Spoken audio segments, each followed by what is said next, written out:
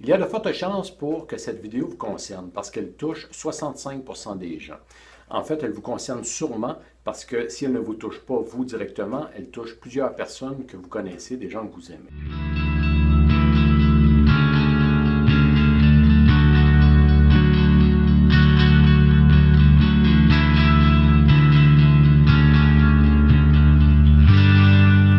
En fait, je vais vous parler aujourd'hui d'une situation de santé. Et cette situation de santé est précurseur de différentes maladies, comme entre autres des maladies cardiovasculaires, le diabète. Aussi, c'est précurseur de maladies comme des problèmes de vue, problèmes aux reins ou encore votre foie, etc.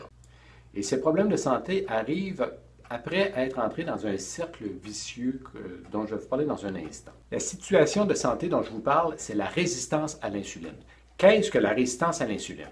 Tout d'abord, pour savoir si vous êtes résistant à l'insuline, donc si vous avez développé une résistance à l'insuline, c'est très simple. Vous n'avez qu'à prendre ou à mesurer votre tour de taille. Et si votre tour de taille fait la moitié ou plus que votre grandeur, alors à ce moment-là, vous avez développé une résistance à l'insuline. Alors, pour faire simple, l'insuline, ça se trouve à être une hormone. Donc, c'est une hormone de stockage. Et l'insuline, ce qu'elle se trouve à faire, c'est qu'elle se charge de faire entrer dans certaines parties de votre corps le sucre qui se trouve dans votre sang. Donc, on peut parler ici de faire entrer le glucose ou les glucides dans vos muscles, dans votre cerveau, dans votre foie et dans vos tissus adipeux. Donc, son but, c'est de faire diminuer le taux de sucre dans votre sang lorsqu'il est trop élevé. C'est la raison pour laquelle je l'appelle l'hormone de stockage. Je ne sais pas si vous avez remarqué, mais il y a une très forte augmentation de la consommation de sucre dans notre société. Ce n'est pas surprenant parce qu'aujourd'hui, pour rendre le goût des produits meilleur, eh bien, les fabricants d'aliments ajoutent dans environ 75% des produits des sucres ajoutés. Donc, lorsque vous consommez du sucre dans un repas, eh bien, il y a une augmentation de la production d'insuline qui, elle, est produite par votre pancréas. Et comme vous consommez de plus en plus de sucre, ce qui arrive, c'est que votre pancréas produit de l'insuline pas seulement qu'après les repas, mais jusqu'à 24 heures par jour. Et l'insuline, elle, c'est une hormone, oui, mais voyez-la comme un messager.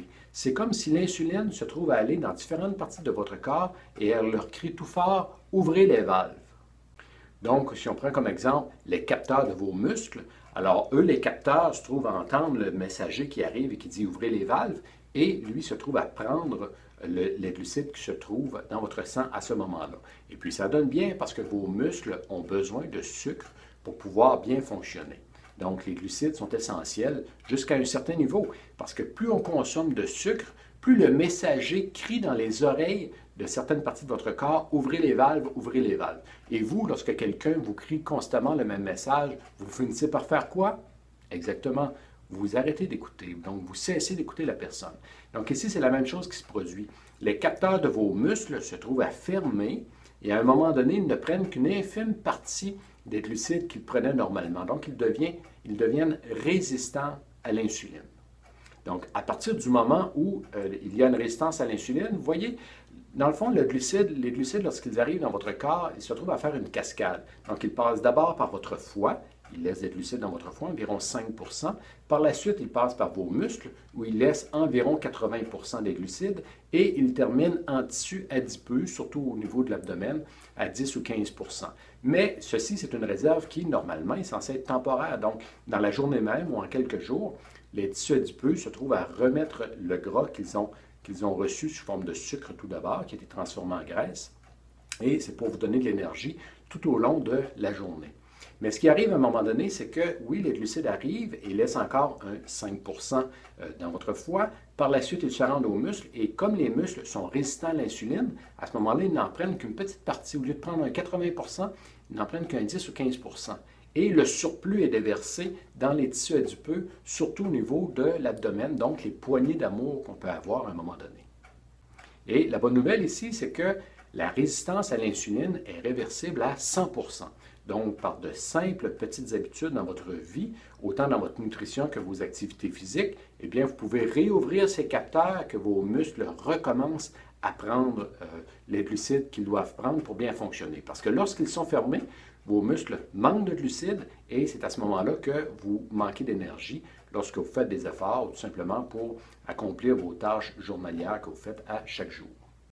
Mais ici, ce qui se produit, c'est que, oui, vos muscles deviennent résistants à l'insuline, mais au fil des mois et au fil des ans, ce que vous risquez de développer, c'est le diabète de type 2. Savez-vous qu'il y a présentement environ 250 millions de personnes qui sont déclarées diabétiques? Et de ces 250 millions, il y en a environ 10 qui ont le diabète de type 1, ce qui veut dire le diabète qui se déclare normalement en très bas âge. Mais le diabète de type 2, lui, est déclaré principalement à cause de nos mauvaises habitudes de vie. La résistance à l'insuline est réversible, mais elle est réversible jusqu'à ce que vous ayez le diabète. Donc, si vous attendez d'avoir le diabète avant de faire tourner le cercle vicieux dans l'autre sens, eh bien, à ce moment-là, il est peut-être trop tard, parce que les chances diminuent de pouvoir réouvrir vos capteurs. Parce que, vous savez, avoir le diabète de type 2, c'est une médication à vie. Tandis que, bon, si vous avez des chances de pouvoir réouvrir quand même vos capteurs une fois que vous avez le diabète, eh bien, votre médecin peut vous prescrire une médication moindre ou encore, dans peut-être un tiers des cas, d'arrêter la médication complètement. Mais dites-vous que le meilleur moment de faire en sorte de se débarrasser de la résistance à l'insuline, c'est maintenant. Et puis, dans le processus, vous verrez diminuer votre graisse que vous avez à l'abdomen et vous vous porterez beaucoup mieux et vos muscles auront beaucoup plus d'énergie parce qu'ils pourront prendre plus de glucides pour pouvoir fonctionner dans la vie de tous les jours.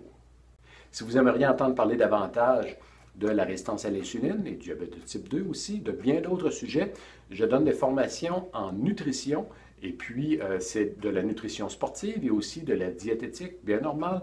Donc je vous invite à vous rendre sur paulrousseau.com et de cliquer sur Nutrition Top Shape.